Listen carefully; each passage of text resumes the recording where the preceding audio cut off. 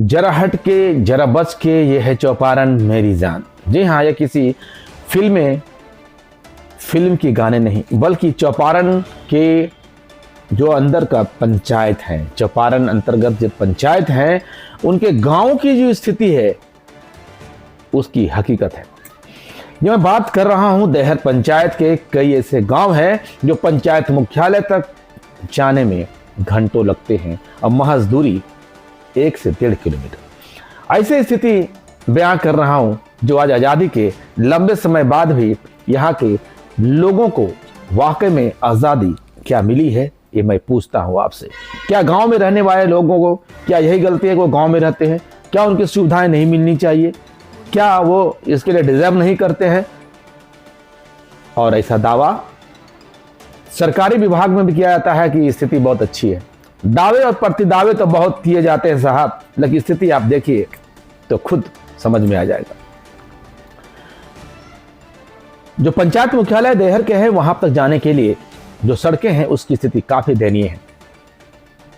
इसके लिए पंचायत के मुखिया ब्रह्मदेव भुइयां और समाज सेवी जो नागेंद्र दांगी हैं काफी प्रयास किए, अधिकारियों से मिले और उप विकास आयुक्त महोदय इश्तियाक अहमद हैं साहब से, उनके पास भी पत्र प्रेषित के माध्यम से जल्द स्थितियों के संज्ञान लेने की अपील की, ताकि यहाँ के लोग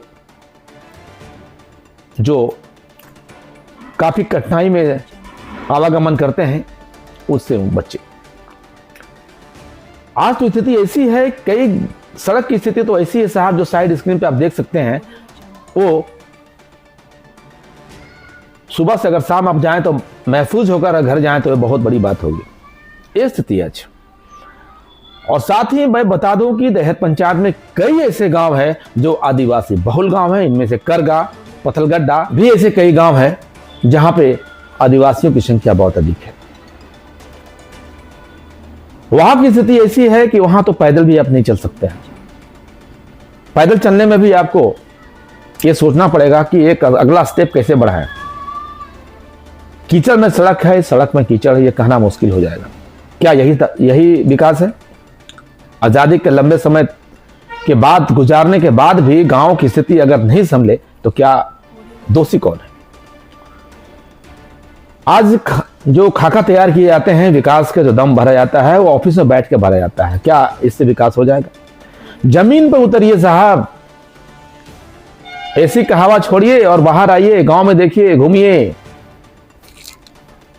समझ में आ जाएगा कि विकास क्या हुआ। आज किसी भी गांव शहर की जो विकास का जो पैमाना होता है, जो मीटर होता है, जो एक नापने का आप कह सकते हैं जो पैरामीटर होता है, वो होता है रोड कनेक्टिविटी कितनी है और रोड की स्थिति क्या है। और दोनों ही स्थितियों से महरूम है। पत्र में यह भी लिखा गया है कि जल्द से जल्द इस पर आग्रह किया गया है। ये लोग अपना आग्रह ही कर सकते हैं, बाकी तो कुछ हाथ में तो सब अधिकारियों की है। अधिकारी महोदय, आंखें खोलिए और देखिए कि यहाँ की स्थिति कितनी खराब है। आज महिलाओं साइड स्क्रीन पर सुनिए कि महिला क्या कह रही है। बड़ी दिक्कत, रात के हमरे देखल न गई कमला मंदिर, तनी तनी बच्चा हथी, राती वहाँ हम बिल्कुल गिरियो गए हड़ास से। ये देखिए, ये स्थिति है। ये स्थिति ने ब्रह्मदेव भुइयां और समाजसेवी नागेंद्र दांगी ने उठाया है, पत्र लिखा है और उम्मीद जताई है, आग्रह किया गया है कि जल्द से जल्द इस पर संज्ञान लीजिए, ताकि यहाँ के स्कूली बच्चे, बुजुर्ग और आम नागरिक जो ग्रामीण हैं, उनको आवागमन में सुविधा मिल सके और अपने गंतव्य तक वो सुरक्षित जा सके। फिलहाल के इतना ही, आप बने रहें, उम्मीद है अधिकारियों तक बातें जाएगी।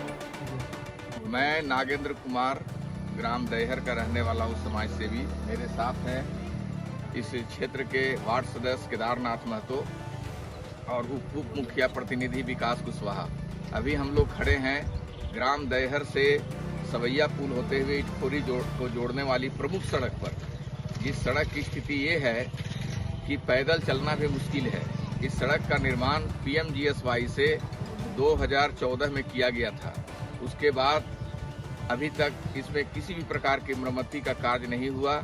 आज आम लोग को आने जाने में कठिनाई हो रही है। मजबूरी में बच्चे पैदल आते जाते हैं स्कूल, कीचड़ का सामना करना पड़ रहा है।